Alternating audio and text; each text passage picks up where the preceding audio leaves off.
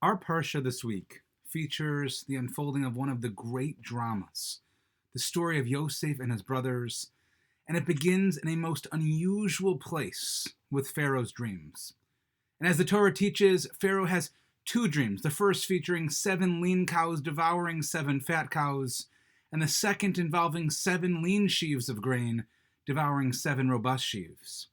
And as the Torah continues to tell us the story, Pharaoh, who is unsatisfied with the interpretations of his chartumim, of his magicians and his advisors, he listens to the advice of his butler and he releases Yosef from prison to interpret his dreams.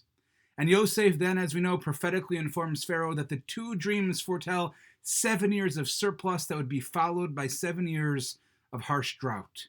And he then goes and tells Pharaoh that God showed him this dream twice to indicate that these events would immediately begin to unfold. And yet when we think about this idea that the repetition of a dream suggests its imminent fulfillment, we're left with quite a large question. Didn't Yosef also have 2 dreams? Remember, back in his youth, Yosef had seen 2 visions foretelling his ultimate rise to leadership. The vision of his brothers' sheaves of grain bowing to his, and the vision of the sun, the moon, and the 11 stars bowing to him as well.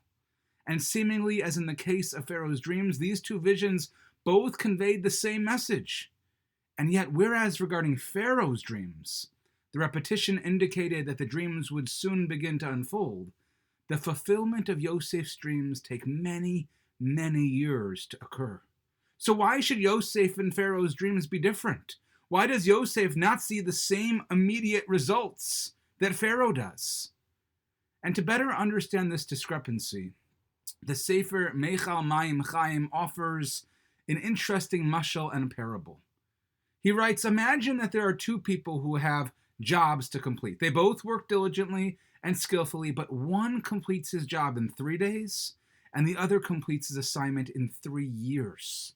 And the reason for this discrepancy is that the first man is a tailor who was hired to prepare a suit, but the other is a builder contracted to construct a magnificent palace.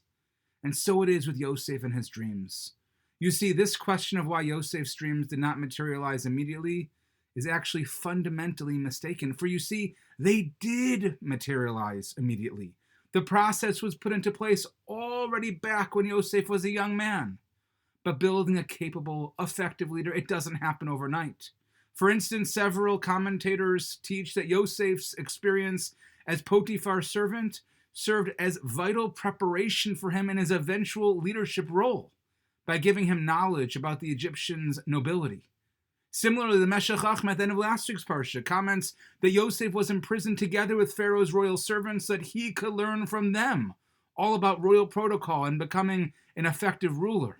Surplus and drought can unfold very quickly, but the development of character and skills can take many long years. And so therefore Yosef's dreams were no different than Pharaoh's. They too began to unfold immediately, though the process extended over a prolonged period. Friends, often our dreams and our ambitions, they are being realized, but without us knowing it.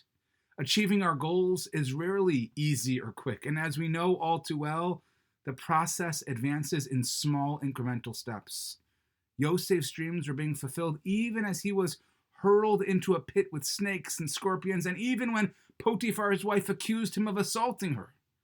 As long as we never expect our dreams to be fulfilled in an instant, and as long as we can acknowledge that great achievements can take many years to accomplish, we will be able to recognize and feel gratified over how they are realized each and every day of our lives as we inch ever closer toward the ambitious goals that we should be setting for ourselves. And perhaps this helps us understand another small detail of the story. When Pharaoh summons Yosef to interpret the dreams, the language of the pasuk is Vayaritzu min habor, that they hurried him out of the dungeon. And after they pull him out of the pit, Yosef takes the time, on his own volition, mind you, to change his clothes and to shave. And while we would have expected Yosef to run out of jail to meet Pharaoh after spending so much time in jail, Rabbi Samson and Raphael Hirsch teaches that Yosef had learned his lesson of pinning his hopes of salvation on the butler. Instead, Yosef now truly understood that everything is from Hashem. And so this time he doesn't rush out from prison, for it is really the King of all kings who's bringing him out of jail, and it's not Pharaoh. Yosef continuously showed this belief by prefacing his comments to Pharaoh that it was not him, but rather that everything comes from Hashem. Yosef realized that God has a plan for us all, and while it might not always feel fast enough, if we have enough emunah, if we have enough faith, with Hashem's help, our dreams can come true. Shabbat Shalom.